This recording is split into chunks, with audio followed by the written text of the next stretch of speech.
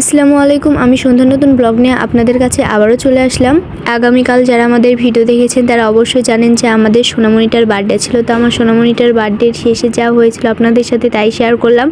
দেখেন বাড়িতে কত আয়োজন, বাড়িতে কত মানুষ, একদম মেহমানি লোড, আত্মীয় ছোট বাচ্চারা কত আনন্দ করছে। আর এদিকে আমার সোনামণিটা তার আব্বুর কাছ থেকে কোথাও যাচ্ছে না, তানুর নানুদের কাছেও যাচ্ছে না, মানে চিনতে পারছে না আর কি।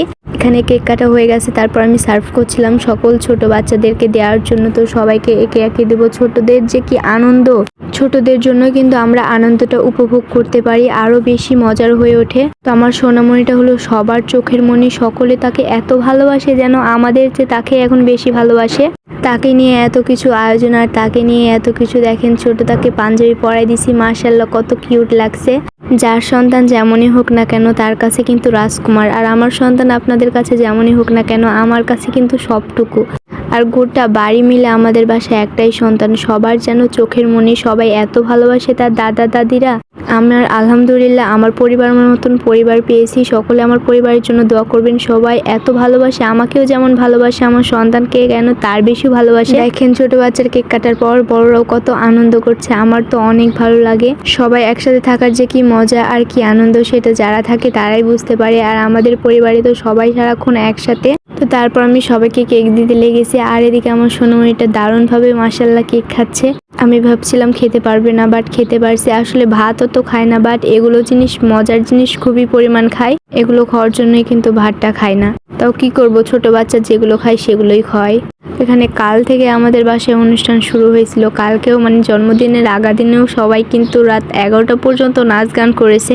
তারপর একটু বিদ্যুতের সমস্যা হয়েছিল, তার জন্য সবাই বাড়ি চলে গেছে। তাছাড়া অনেক মজা করেছিল। আজকেও কিন্তু একদম সকাল থেকে অনেক মজা করেছি। আমরা গরিব, আমাদের যতটুকু তৌফিক দিয়েছেন আল্লাহ, আমাদের স্বার্থে যতটুকু কুলাইছে আমরা ততটুকু পরিমাণই করেছি। তো এটাই আমার কাছে অনেক কিছু। আসলে নিজের বার্থডেও কখনো এইভাবে সেলিব্রেশন করতে পারিনি। তোমার সোনামণিটার বার্থডে সেলিব্রেশন করে আমার অনেক ভালো লাগলো, আমার কাছে অনেক আনন্দ লাগলো। মাশাআল্লাহ এটাই অনেক, এটাই কজন করতে দেয় বলেন।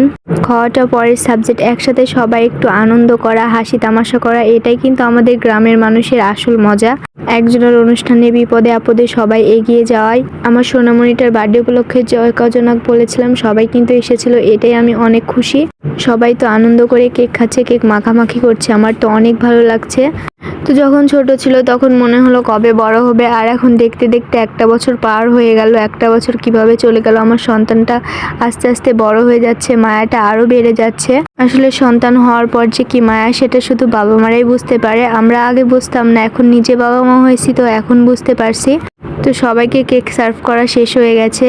আমাদের পরিবারের জন্য সবাই একটু দোয়া করবেন, আর আমার সোনামণিটার জন্য সবাই একটু দোয়া করবেন যাতে তাকে সুস্থ রাখে আল্লাহ, নেক হেদায়েত দান করে। এটাই আপনাদের কাছে আশা। আল্লাহ হাফেজ সবাইকে।